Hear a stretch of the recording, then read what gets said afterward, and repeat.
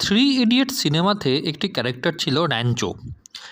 এই র্যাঞ্চো ক্যারেক্টারটা আসলে লাদাখের সোনাম ওয়াংচুকের ওপরে তৈরি করা হয়েছিল, যিনি কিনা ওই লাদাখের একজন গণ্যমান্য ব্যক্তি। তিনি একজন আবিষ্কারক, তার নামে অনেকগুলি আবিষ্কারের পেটেন্ট রয়েছে।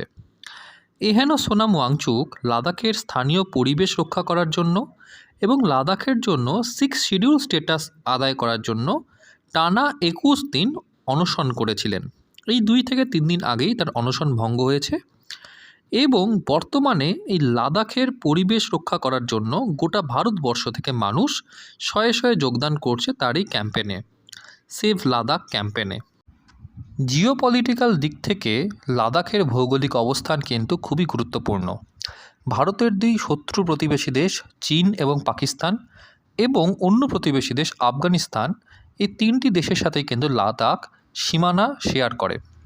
তাই কেন্দ্র সরকার কখনোই চাইবে না লাদাখ থেকে তাদের কর্তৃত্ব সরে যাক, কারণ এই মুহূর্তে লাদাখে ভারত প্রায় লক্ষের বেশি সেনা মোতায়েন করে রেখেছে। তার সাথে চীনকে টক্কর দেওয়ার জন্য সমস্ত রকম ইনফ্রাস্ট্রাকচার লাদাখে ভারত তৈরি করছে। এহেন অবস্থায় ভারত কখনোই চাইবে না যে লাদাখের ওপর থেকে কর্তৃত্ব তাদের হাত থেকে চলে যাক। দ্বিতীয় কথা হচ্ছে, লাদাখে কিছুদিন আগে কিন্তু বিপুল পরিমাণে লিথিয়ামের রিজার্ভ আবিষ্কার হয়েছে। আমরা জানি এই লিথিয়াম ইলেকট্রিক ভেহিকেল ইন্ডাস্ট্রির জন্য কতটা গুরুত্বপূর্ণ। যে দেশের হাতে যত বেশি লিথিয়ামের রিজার্ভ রয়েছে, বর্তমান বাজারে তার গুরুত্ব তত বেশি।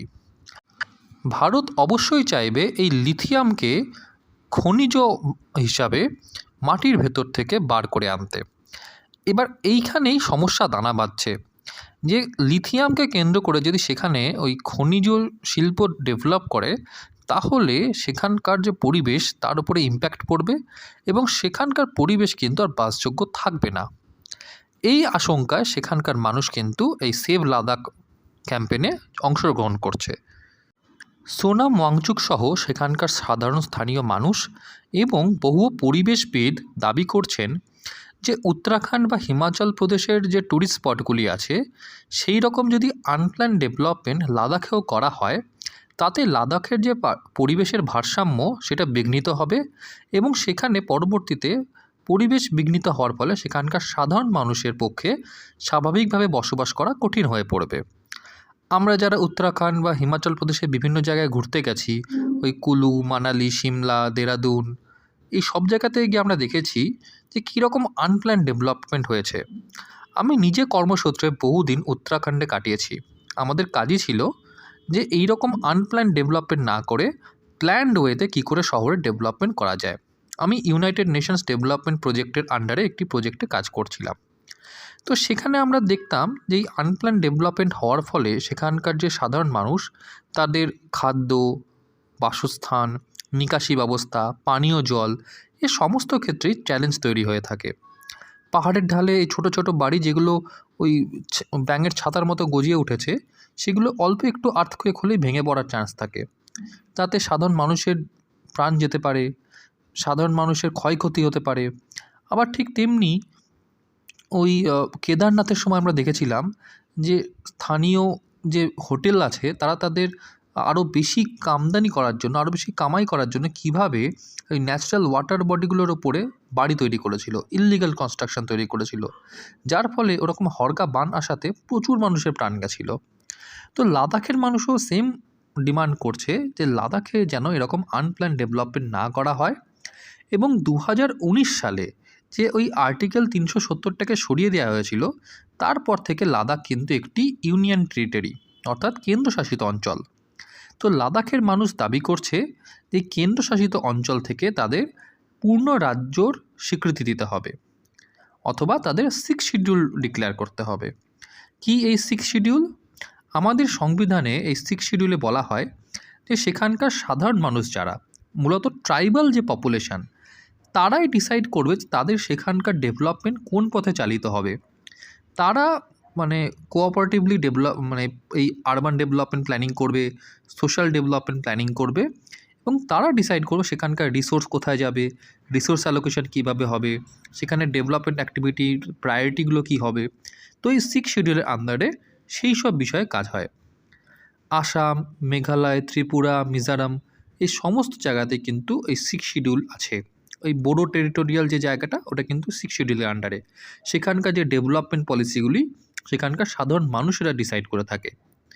তো আপাত দৃষ্টিতে এই পুরো ব্যাপারটা দেখতে খুব ভালো মনে হলেও এর পেছনে কিন্তু একটা গভীর রাজনৈতিক চক্রান্ত আছে। কিভাবে? গত বছরই আমরা দেখতে পেয়েছিলাম যে আমাদের লাদাখে বিপুল পরিমাণ লিথিয়ামের ভাণ্ডার পাওয়া গেছে। আর আমরা জানি যে আমাদের ইলেকট্রিক ভেহিক্যালের ইন্ডাস্ট্রি যে পথে এগোচ্ছে সেখানে ভারতকে যদি আত্মনির্ভর হতে হয় তাহলে ভারতকে প্রচুর পরিমাণে লিথিয়াম লাগবে।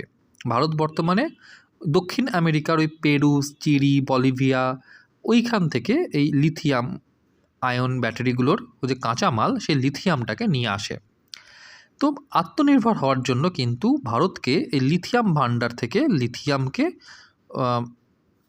বার করতেই হবে। সেক্ষেত্রে দাঁড়িয়ে এই লেফট লিবারাল যে ইকোসিস্টেম তারা কিন্তু কোথাও এই ব্যাপারটা হজম করতে পারছে না। আর তাই যারা ওই 370 আর্টিকেল 370কে সরিয়ে নেওয়ার বিপক্ষে লড়াই করতো, যারা গলা ফাটাতো যে ওই আর্টিকেল 370 কেন সরিয়ে নেওয়া হচ্ছে, তারাই এখন ঘুরে এই লাদাখের ওই 6 শিডিউল দেওয়ার জন্য বা লাদাখকে স্টেটহুড দেওয়ার জন্য উঠে পড়ে লেগেছে। মানে বুঝতে পারছেন এই দোগলাপানটা?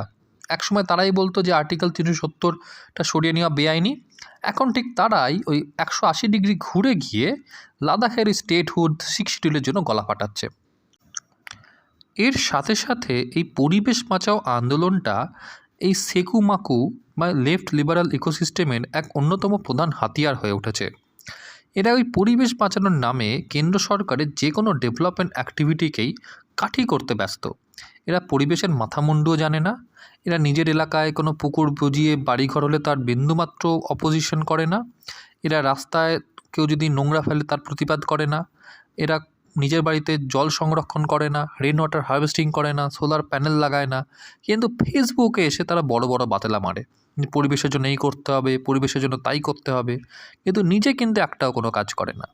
তো এই রকম মানুষও কিন্তু এইরকম একটা সিউডো অ্যাক্টিভিটিতে যোগদান করছে, যেখানে তারা পরিবেশবিদ হওয়ার একটা মেকি রূপ ধারণ করার চেষ্টা করছে। আসলে এই লাদাখের যে পুরো ব্যাপারটা তার মেন কারণই হলো যে দ্বিতীয় কৃষক আন্দোলন ফ্লপ করে গেছে। তো এই বিরোধীদের কাছে এখন দুটো হাতিয়ার, এক এই লাদাখের পরিবেশ বাঁচাও আন্দোলন এবং দ্বিতীয় হচ্ছে ওই ইলেকশন বন্ড। এই দুইয়ের উপর ভর করে তারা এখন কেন্দ্র সরকারকে কর্নার করার চেষ্টা করছে। আদৌ কতটাতে সফল হবে সেটা সময় বলবে।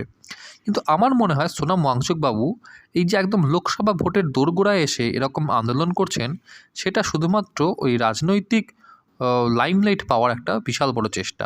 এটা একটা অ্যাট্রাকশন গেইন করার চেষ্টা, তার আচ্ছাড়া কিছুই নয়। গত 5 বছরে তিনি কেন এরকম কোনো আন্দোলন করেননি?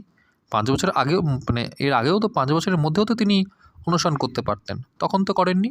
এই ভোটের ঠিক আগেই কেন? এর পেছনে আসলে বিশাল বড় রাজনৈতিক চক্রান্ত আছে, যেটা সাধারণ মানুষ বুঝতে পারছে না।